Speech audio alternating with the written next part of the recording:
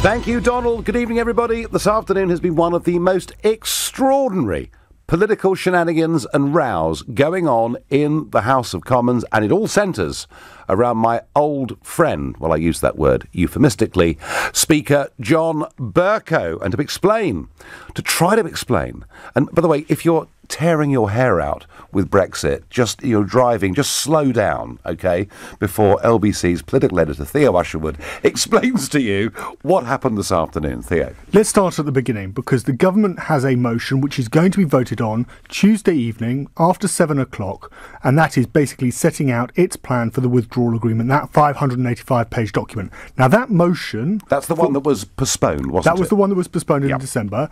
Now, that motion that the government sets down for Parliament to approve it was supposed to be unamendable, i.e. MPs couldn't dip in and say, well, I don't like this bit here, or I want this here, no thank you to that, or yes please to this.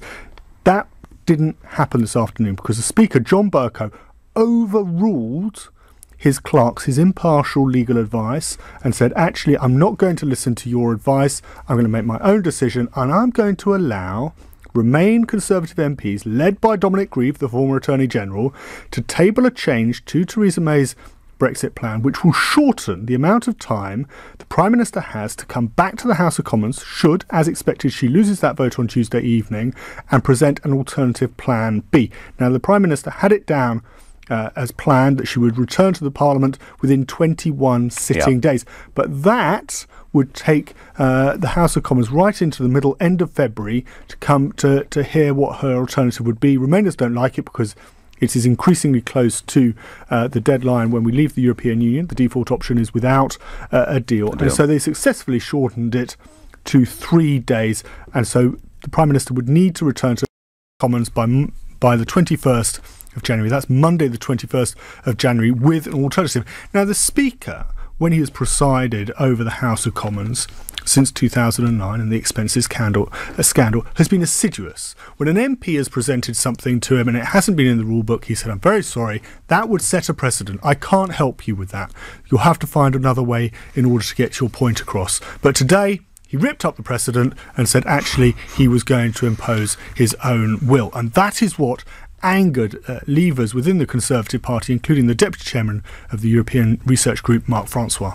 You have said again and again you are a servant of this House, and we take you at your word. And I have heard you many times on points of order when people have challenged you said, I cannot do X or Y because I am bound by a motion of the House.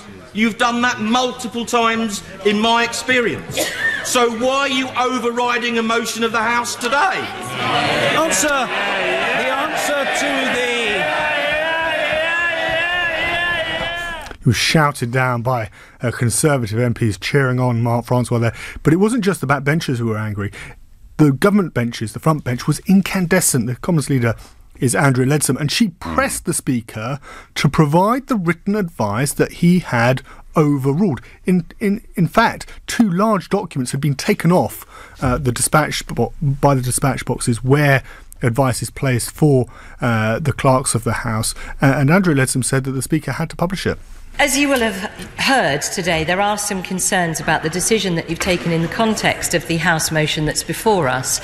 And I wondered, therefore, if you could please confirm that your decision was taken with full advice from the Clerk of the House of Commons and other senior parliamentary advisers, and whether you might consider, under these circumstances, publishing that advice for the further...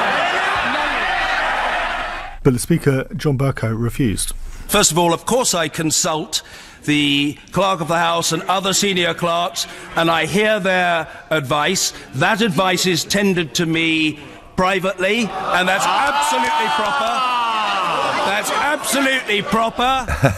Now, in the House of Commons, Stephen Barclay, the Brexit Secretary, then, after the government lost that vote, kicked off the Brexit debate. But the comment that is getting everybody chatting in Westminster this afternoon is from the shadow Brexit Secretary, Sir Keir Starmer, who said now it is almost inevitable. There is the question of extension of Article 50, and that may well be inevitable now, given the position that we are in. But of course we can only seek it. because the other 27 have to agree. The other question is, and it's a serious question that I've been engaging in, which is the appetite of the EU, after the way these negotiations have gone, to actually start again and fundamentally change what's on the table. The admission there from Sir Keir Starmer, the Shadow Brexit Secretary, that now it was almost inevitable that the government was going to have to extend Article 50. In reality, Nigel, the Prime Minister probably has one more go if she loses the vote next Tuesday. She could go to the European Union and say, actually, come on, I need something concrete in order to try and persuade MPs, Conservative MPs in the DUP to vote for it. Interestingly, Sinn Féin's Mary Lou McDonald today has raised the possibility in the Irish Times that if the backstop were to remain in place, then that would open the door to another referendum in Dublin, triggered in Dublin, of Irish reunification. Yeah, well, I think that's taking it a long way down the road. Theo, thank you. And folks, you know what's going on here as well as I do. The political class in Westminster simply don't accept the Brexit result, and they will do everything they can to frustrate it, delay it, dilute it, get rid of it. And this includes, in my opinion, the Speaker of the House, John Bercow. He is not impartial on this or, frankly, any other issue. I think he's stepped way over the mark today. He's broken with parliamentary precedent. He's ignored the legal advice he was given by the clerks of the House. He's refused to publish that advice. You know, a few months ago, he was going to be sacked, wasn't he? Remember the bullying scandal? All of those things that were being said. He was going to be sacked. It's the Labour Party, predominantly, that kept him in place. And they kept him in place because he wants to disrupt Brexit. I'm asking you, why did Commons Speaker John Bercow allow this amendment to the government motion to be put today? Maybe you think he was absolutely right, that really we have to try and stop Brexit, or at least a no-deal Brexit, from happening. If that's how you feel and you support Bercow, call 0345 6060 973. Or maybe like me, you think the man is just a twister. He is abusing not just his own position, but the integrity of that very position of Speaker of the House of Commons. That's how you feel. Please text to 84850. And why would he ignore the legal advice he's given? Is he that politically motivated? Please tweet using the hashtag Farage and LBC at LBC, and Facebookers, please comment there too. Let's go to Chris in Twickenham. Chris, why did he do it? Well, I mean, he did it because he believes that Theresa May is overriding the will of Parliament. But I think you've got a very short memory, Nigel. If you read the piece by Ian Dunn today, he talks about, there's a lot of people complaining about John Bercow, but in 2013, there was a Queen's speech where he allowed an unprecedented Third Amendment about the absence of a bill for a referendum on Britain's membership of the European Union. So your memory is failing you, because when it goes with you, you forget about it, right? I've been consistently critical, Chris, of him. Is that correct? What I've just said is correct. In 2013, he allowed something which was in favour of people who want to leave the European Union. Why are you not bringing it up? But it wasn't. But it wasn't a piece of government business in quite the same way that this withdrawal bill was. It was about the Queen's speech. It was about the Queen's speech, which is precisely about government. Which is different to the Withdrawal Act legally, but yes, Christopher Chope, in fact, backbench Eurosceptic, did acknowledge that point. But I mean, let me ask you, Chris, do you think that this Speaker is an impartial Speaker of the House of Commons? Yeah, I do, because I watched him regularly. I mean, what about all of the things that Theresa May has promised and never done? For example, the Brexit analysis, which essentially a Parliament had to be dragged out of them, the legal advice where they ended up being held in contempt. Where is your complaint and criticism of the government for those things when they have clearly breached what Parliament wanted? I don't hear you talking about that. Chris, I've criticised Theresa May's government many times on this show and elsewhere, I can assure you. On that particular point, have you or not? Oh, gosh, absolutely. And I've criticised them again and again and again for the way in which they've acted in many ways. But that is not the point. The point is, we have a Speaker here, whether it comes to President Trump visiting London, whether it comes to Brexit, because he has stickers, of course, on his car, and it's too early to use the words, but sort of, I'm not in favour of Brexit, let's put it like that. And he's not acting in an impartial manner. He's doing his best to frustrate the government's business. Sorry, I think you got to correct that statement. Actually, someone considered MP made a comment about his car today. It's actually his wife's car. He said he's not his chattel. So you need to get that fact correct. Well, why drive it then? Why not drive a different car? He's got plenty of them. Well, I think this is a side point, to be honest with you. You've got that factually incorrect. The point is, Theresa May has consistently overridden the will of Parliament. You wanted to take back control. Parliament is now trying to take back control, and you're throwing your toys out the pram. The people took back control. Well, I tell you what I want. It's very simple. The referendum result to be enacted. Nothing more, nothing less. But the point is, all of these things, as you quite rightly know, are undeliverable, be it the Northern Ireland border, be it the free trade deals that we're not actually going to get for a number of years. All of the things you take, but the points-based system that we've talked about several times on the show, which has not been implemented, that was in the referendum campaign, and a promise to vote leave. But it can all be implemented, Chris, can't it? All of it can be implemented. Well, no, the government said it's not going to implement them. Well, so in the end of the that's day, because we've got the wrong government. But, so you're going to come out and take charge? You haven't failed to become a member of Parliament. Well, I tell you, I'm busy leading a group in the European Parliament, Chris, at the moment, and you can't do both. But the point is, with Brexit, Chris, whether you like it or not, with Brexit, we could do what the hell we like, couldn't we? We could do the hell what we like with immigration, with legislation, with trade deals, but Parliament doesn't want it to happen. Chris, you're a John Bercow supporter. I take your point about the Queen's Speech Amendment 3 years ago. It's not the same as this piece of government legislation, the Withdrawal Act, which will, I'm pretty confident, go before MPs on Tuesday. Surely she couldn't possibly delay it again. After all, she's promised us she'd put it to the vote. You're listening to the Nigel Farage Show here on LBC. The time is now 6:15. Well, all eyes on the House of Commons. The shenanigans there today. Why did Speaker John Bercow ignore the legal advice, break historical precedent, and allow this amendment by Dominic Grieve to get put down, voted on and passed, which says if Theresa May loses her vote next Tuesday on the EU withdrawal bill, she will have within 3 days to have to come back to Parliament and put alternatives. One of the people in Parliament this afternoon who's had a very good day is the Conservative Member of Parliament for Thanet South, because back in 2015, in that relatively safe Conservative seat, I did challenge in that seat, and it has led to an ongoing series of trials. And today, the verdicts came through, and the Member of Parliament, Craig McKinley, is not guilty of being complicit in overspending during that general election campaign, but one of the agents, a national agent, has received 2 convictions. What is interesting here is the convictions she's received are actually under fraud legislation, not under electoral legislation. What is not in doubt is they very heavily overspent the legal limit during that campaign. What does today's judgment say to us? Well, it says this: British politics is dominated by 2 big parties, and despite the legislation and despite the Electoral Commission, frankly, if you're a big party and it's an important by-election or a very important seat, you can just break the law with impunity because nothing is ever going to happen to you. And this in 21st century democratic Britain. Pretty shameful. The whole thing needs complete total reform, and the ELCOM and the legislation have shown themselves not to be fit for purpose. Back to John Bercow. Why did he do it? I am contending that he is not a neutral Speaker of the House of Commons, which goes against our long historical tradition. Goodness me, even in the depths of a civil war, back in the 1640s, the Speaker stayed neutral. Susan has a view and says if Mr Bercow angered Brexiteers, that's great. Nothing new, though. They are always angry because they know they're wrong. Well, they're not wrong in a sense, Susan. They did win a referendum, but Parliament doesn't seem to accept it. June says Bercow is fast becoming a dictator. Time for him to go. June, I'm amazed that he's still there. Pete says it's about time the people of this country put an end to the deceit and duplicity of this circus called the House of Commons. We need proportional representation. And Patricia's even angrier and says they're playing every trick in the book. What a terrible way to try and reverse a winning vote. Unbelievable. Well, it may be unbelievable, Patricia, but it is happening. Aaron is calling from Liverpool. Good evening, Aaron.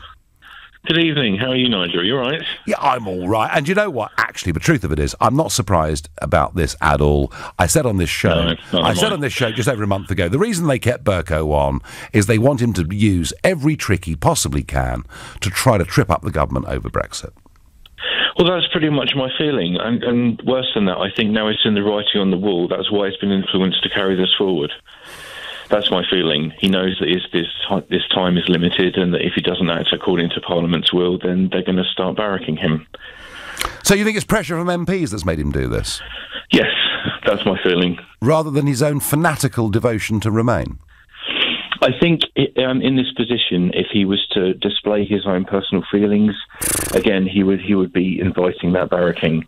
So he's kind of caught between a rock and a hard place. But I think the majority of the influence on him, from what I can see of it today, yeah, I mean, he knows that the vast majority of Parliament stands for this idea of no Brexit not being an option. So if he does what they want, despite the fact he promised to retire last year from the post, if he does what they want, they'll keep him there forever. Well, certainly until the end of his term. Yes. Has he been a good speaker, Aaron, in your view?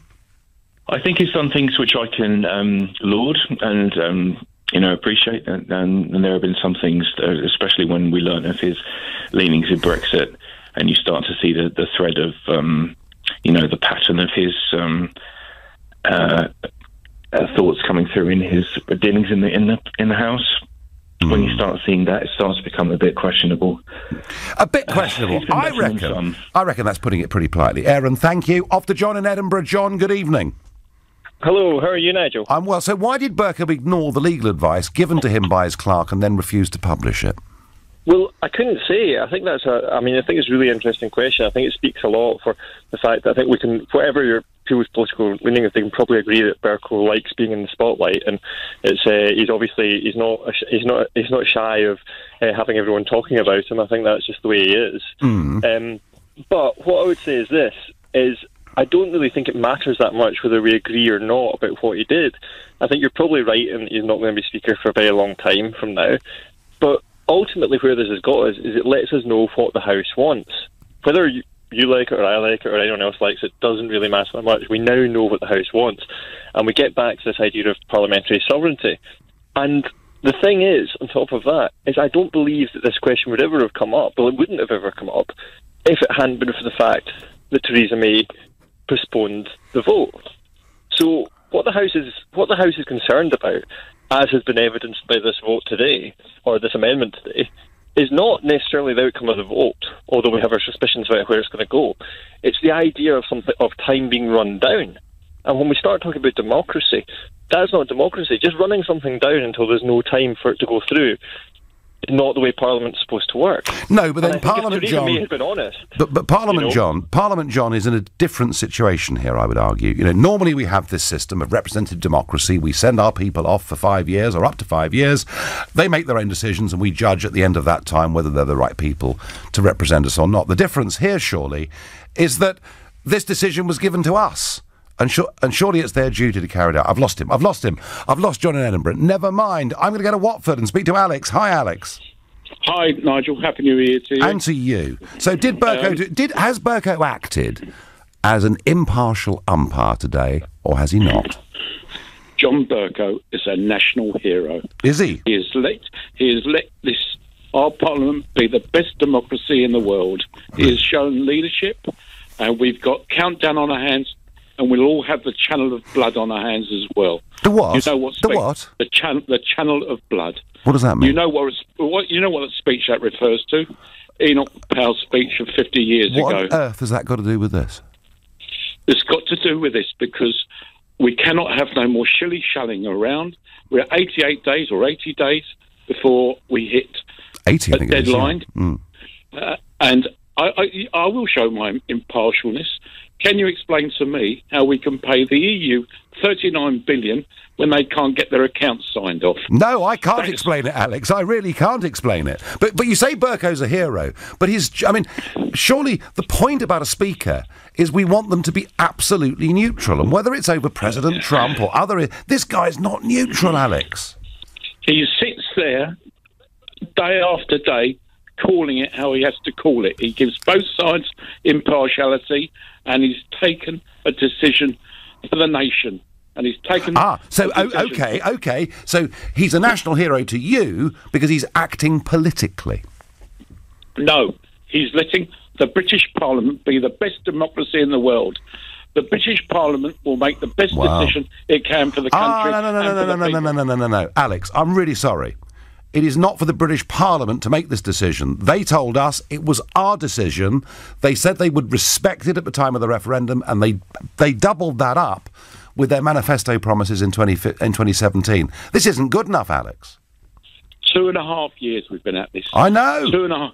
2.5 years. Young voters have got the opportunity to vote. They're the people I feel sorry for. They've got to take this burden of 39 million on. They should be allowed to vote. Well, Alex, I'll tell you what, mate. I'll save you 39 billion, right? Here's what we do. We completely hope that our MPs smash Mrs May's withdrawal deal, and we leave on the 29th of March, and we don't pay $39 billion, and we leave on World Trade Organisation trading terms, something that Rocco Forte of the hotel chain in the Sun today was saying would be a very good thing. We've then saved $39 billion, Alex. How about that? Is that correct? The EU haven't got their accounts signed off for 10 years? Well, it's 21 years. They've not had a full, clean bill of health for 21 years. Yeah, that's right. What do you think of that as an MEP? It's an absolute joke. It's an absolute joke and a good reason to leave. Alex, I'm going to move on. I'm going to go to Brian in Amersham. Brian, good evening to you. Good evening, Nigel. Good evening. So, has Bercow done the right or wrong thing, in your opinion? In my opinion, I think he's done the right thing. I think Parliament has been holding back and been held back by over a month by Theresa May's decision to defer the vote. And we've got a short number, tens of days left. To leave it as is without another 21 days for it to think about what's next is farcical. This is surely Parliament asserting its right to exercise its right for democracy. Well, I think it's a good decision. Or is it Parliament aided and abetted by the Speaker trying to stop Brexit and trying to force a second referendum upon us? And because I doubt it. I think it's much more likely this is Parliament asserting what you wanted it to assert, which is democratic control of the government. That surely is the right thing to do. Well, under normal circumstances, Brian, and with normal legislation, I would say yes, absolutely. But this this is different. But Brian, this is different because this was our decision, and we want Parliament to implement it. And what we see are a very large number of parliamentarians saying that they will do their utmost to stop us leaving on March the 29th on a WTO deal. But how about this, though? If we were to leave a WTO deal, what would the consequences be in Northern Ireland? What would the consequences be in a whole range of other factors? Why should there be any consequences in Northern Ireland? Well, the Irish Republic seem to think so, and I think that... I tell you what, I tell you what, Brian, I think old Varadkar's getting cold feet now, because he knows if we do leave on WTO terms, it's his farmers that'll suffer. Brian, I thank you very much for your point of view, and there's a lot of you saying, it's a good thing that Parliament takes on the government, and I would generally agree, but in this case, this was our decision. But just to remind everybody, whatever Parliament says in these resolutions and in these votes, if the British government sticks with the EU Withdrawal Act, we will be leaving. If the government holds firm, we're going to find out in the next couple of weeks. You're listening to the Nigel Farage Show here on LBC at 6:30 in time. Well, it's not just the UK where we have parliamentary deadlock and a battle between the elected chamber and the executive, because the same thing is happening in the United States of America. And last night, Donald Trump, for the first time since he became president of the USA, went live on television to give an address from the White House to defend the government shutdown that's occurred, resulting from the plans he's got to build a border wall with Mexico. He blames this on the Democrats because they won't fund the $5.7 billion cost of it. This was the president last night. Law enforcement professionals have requested $5.7 billion for a physical barrier. At the request of Democrats, it will be a steel barrier rather than a concrete wall. This barrier is absolutely critical to border security. It's also what our professionals at the border want and need. This is just common sense. The border wall would very quickly pay for itself. The cost of illegal drugs exceeds $500 billion a year. Vastly more than the $5.7 billion we have requested from Congress. The wall will also be paid for indirectly by the great new trade deal we have made with Mexico. So Trump there appealing directly over the heads, of the House of Representatives and the Senate, and speaking to the American people and trying to get them to put pressure on the politicians. But leading Democrat and Senate Minority Leader Chuck Schumer was not particularly impressed. Hundreds of thousands of federal workers are furloughed. 100,000 more are working without pay. In a short time, they're going to miss their first paycheck. And when you multiply those federal workers by their family members, the people they love and care about and who rely on their steady paycheck to survive, you get a better sense of the pain that the president is causing with his shutdown. Why should we ask TSA officers to go without their hard-earned pay while they protect our airports? Why should we ask food safety inspectors to go without their hard-earned pay while they ensure the food we eat is safe? We'll see who wins this, but I just have a little sense, and I know some of you will say, well, of course, Nigel, you would say that, but I have a sense that when it comes to protecting the border, to this idea of making America a little bit safer, I have a feeling that with the American public, Trump will win this argument. We'll see. Back to Bercow, behaving not in an impartial manner, in my opinion, abusing his office as Speaker, and that is why he ignored the legal advice. That is why he broke precedent, despite having told backbenchers time and again over his tenure of office that they could not amend this type of government legislation. He did it because he wants to help the Remainers, and he hopes, I think, as does Dominic Grieve, who placed this amendment, they hope, so let's get the timetabling here, they hope that next Tuesday, when Theresa May's withdrawal agreement gets voted down, that within 3 working days she has to come back to Parliament with some other options. That means latest Monday the 21st of January. And of course what you're going to see are amendments put down for there to be a second referendum. And Bercow, in my opinion, is complicit in that. Norman is a new caller from Southend. Good evening, Norman. Hello, Nigel. So what did you make of John Bercow today? Is he a national hero? No, he's not neutral. Right. He's always been in favour of a not Brexit deal. The man is a disgrace. Right. He's not neutral. He should have... All his presidents have gone out the window. And because he's anti-Brexit, he's let this go through. And so why don't, Norman, if what you said, I rather agree with you, so why don't MPs around the House stand up in protest and just get rid of him? Because the MPs don't represent their constituencies. Right, so that's... All these Labour MPs, 75% of them, all their constituencies voted for Brexit. Yeah.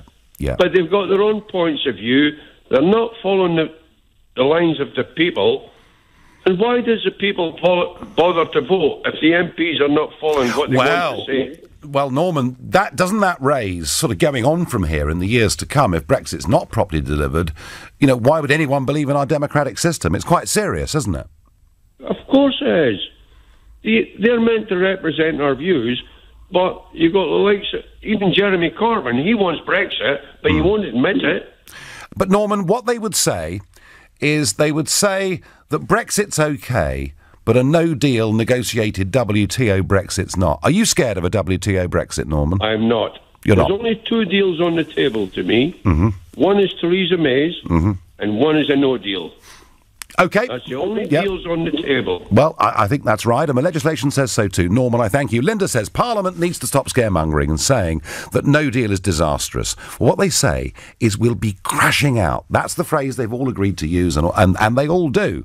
What they should really be saying is that Mrs May's surrender to make the country a vassal state is wrong, and we should go on to WTO rules and save $39 billion. Linda, I'm with that script. I absolutely get it. I'm off to Nottingham to speak to James. Good evening, James.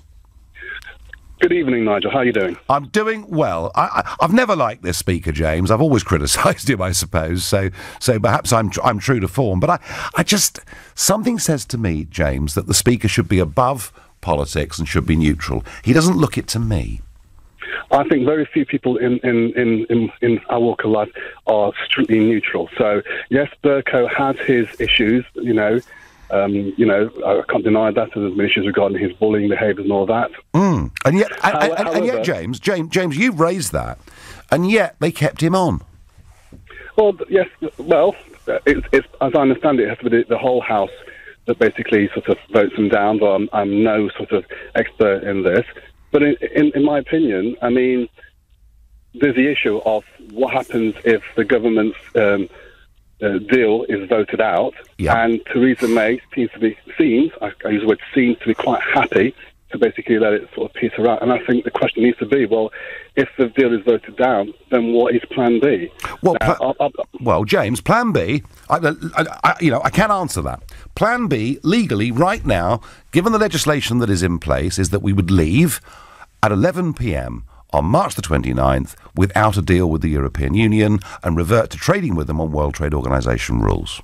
Well, Nigel, my question about that is, I've done some reading up on WTO because I thought it's really important to sort of understand how it's going to affect my family and sort of, I work in NHS, so basically how it affects basically the NHS. And as I understand it, it's very complicated. People talk about sovereignty. As I understand it, we can't just strike up trade deals. There are other countries such as Liechtenstein and other countries like that who could basically argue about the schedules of our trading. Yes, they could. And as I understand it, the United States, so that's Trump's America, has already put forward that they would complain about our schedule. Now, my question is, why haven't you talked about that? No, James. There is an argument about the USA and the current why are they arguing? The current disputes mechanism. Nigel, why are they arguing? But there's no prospect. There's no prospect of America trying to block us doing freer trade, and particularly with them. Of that, I'm certain. James, is WTO slightly complicated? Yes, it is. It's very complicated. But I'll tell you what's even more complicated: being a member of the European Union and having to accept thousands of new laws and judgments every single year. That's even more complicated. And, part of the beauty of leaving is we get a simpler system of law. I hope. James, I thank you. James pointing out WTO may not be perfect. Nothing in the world is. Graham is calling from Haywards Heath. Hi, Graham. Good evening, Nigel. Great to speak to you. I'm going to try and keep calm. I am very angry. For the first time in the last 24 hours... let me make this other point first. Bercow first was impartial when he went to that university campus a couple of years ago, just after the referendum. I remember you raising it. I did. It was an absolute scandal then, and he's been nibbling away. I mean, I think he's a disgrace. I really do think he's a disgrace. Like you said, the point you made about the Civil War in the 1600s. Yeah. But yet he feels he's more important and has... He's grand, isn't he? Oh, yes, absolutely. Absolutely. And this is the first time, Nigel, that I now honestly believe that they will thwart Brexit. And I really think that people need, especially the MPs, if they're listening, they need to realise we are not I'm not threatening anything here, but I am telling you, as a fact, people of my ilk will not sit down and let this happen. Okay? Brexit has to happen in some form, and that lot are doing everything they can. And to be fair to them, they've got their act together. They've done this in a very clever way, right at the last. We need to come back with something. May is now losing it for me. Graham, I understand your anger. I would urge you not to behave the way some of those yobbos did down on College Green earlier this week. But Graham, they may well force a second referendum upon you. If they do, I'll be out there fighting with you. You're listening to the Nigel Farage Show here on LBC at 6:45. And amidst all this argy-bargy in Parliament and the breaking of rules and us debating whether Bercow did the right thing or the wrong thing and ignoring the legal advice given to him by the parliamentary clerks and allowing this amendment through, putting more pressure on the government and maybe leading within a couple of weeks to a vote in the House of Commons on whether there should be a second referendum. Amidst all of it, I've got some good news, folks. Something to cheer you all up. Because, we keep hearing this term, we'd be crashing out. Dover would be absolutely gridlocked. There'd be traffic jams back way past Maidstone up the M20. Medicines may not get in. We could starve. You've been hearing all this stuff for a very, very long time about what a disaster a WTO Brexit would be. Well, how about this? The President and Chairman of the Ports of Calais and Boulogne, Jean-Marc Puceau, I've probably pronounced that very badly, but that's his title, that's who he is. He's the governor of the Ports of Calais and Boulogne, and he earlier on today said, we have been preparing for a no-deal Brexit for a year. For March the 29th, we are ready. We will not check trucks more than we do today for migrants, and for customs, we will expect people to make declarations. There will be in no way any slowing down of the traffic. Have you got that, folks? It's quite easy, because you just register stuff online before you arrive at Calais or you arrive at Dover, just as they do in that bridge from Detroit across to Canada. It really in a modern technological age, none of this is difficult. And frankly, many of these scare stories are so reminiscent of the millennium bug that was going to do us so much harm. Trouble is, not many in Parliament seem to understand that, and I think Bercow's one of them. I think he's complicit in trying to force a second referendum back onto the agenda. That is my view. What does John in Formby think? Good evening, John. Yes, Happy New Year, Nigel. And to you. Yeah, well, the first thing I would like to do is change the honours system and have a new rank, not MBE or CBE or anything. I would like MRE, member of the rotten establishment. Well, I think they could all have that as a bar, couldn't they, to what they've currently been given as a gong. But, so, John, why did Bercow do what he did today? Well, as I've said to you on previous conversations, there's an act of sabotage going on here, many acts of sabotage.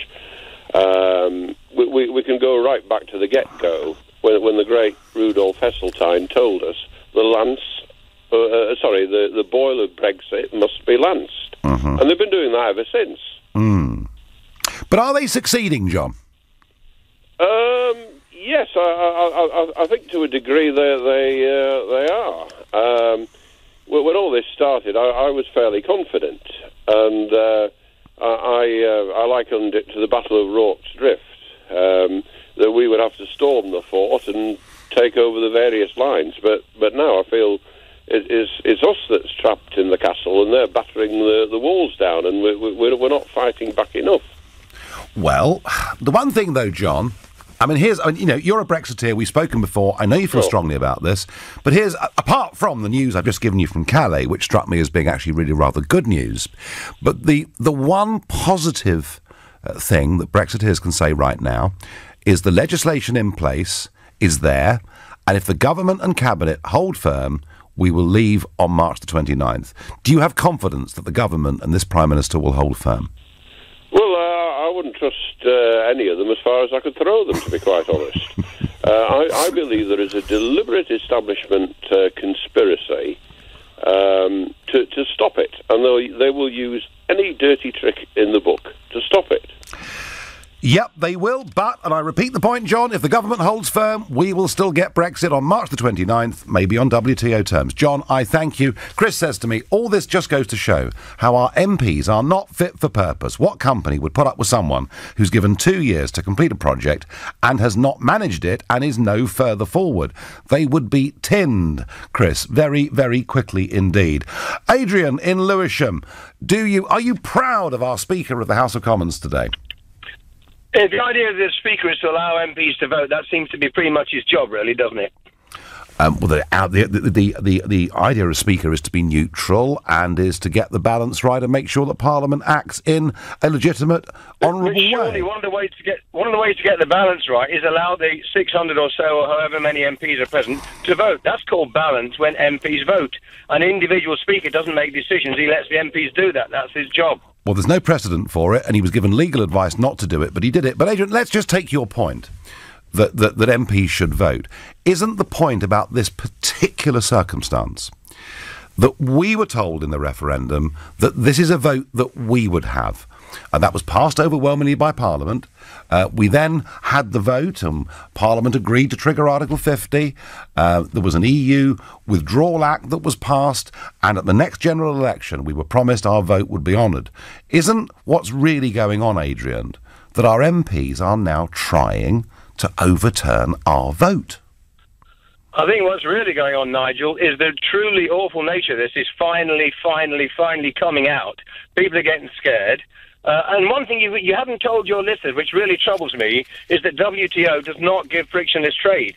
WTO is about tariffs. It's not about frictionless trade. Well, I did. And how many car company CEOs who know how to run car companies have to speak before you, Nigel, who's never run a car company, think you know it better than them what the threat is? Do you mean how do you know better than the car companies? Do you mean the same CEOs? I mean, obviously one's in court at the minute, but do you mean the same CEOs who told us if we didn't join the euro, they'd close down production in this country? Are they the ones you're talking about? No, I'm not. I'm talking about the ones today, Nigel. Yeah, I know. I know. The same firms, the same people, the same arguments, telling us if we didn't join the euro, we were going to hell in a handcart. Adrian, just quickly, did you find the words of the president of the Calais and Boulogne ports that I read out a few moments ago somewhat heartening? I would do, but of course,